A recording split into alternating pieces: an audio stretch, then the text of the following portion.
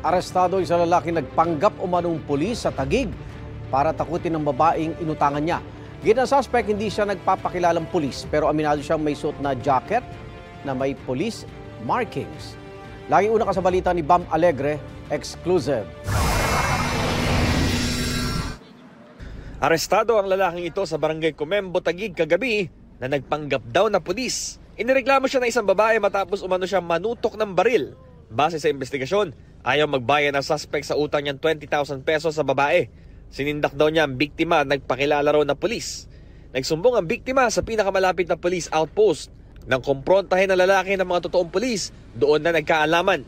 Nung pinuntahan naman ng mga kapulisan natin, naka-jacket pa siya ng pulis. Uniform na jacket ng pulis with police markings and may radyo pa,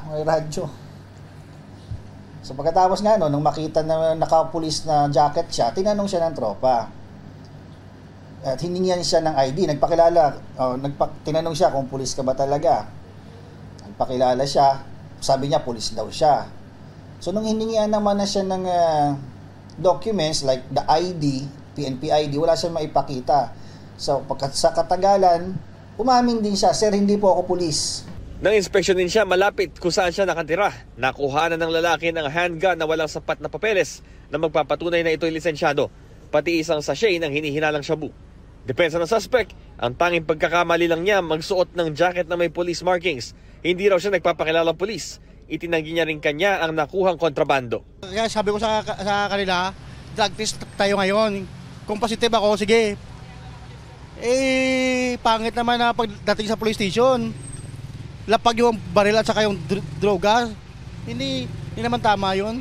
Nakatakdang isa ilalim sa inquest proceeding ang suspect na nahaharap sa patong-patong na reklamo. Nakasuna lang po natin siya ng usurpation of authority.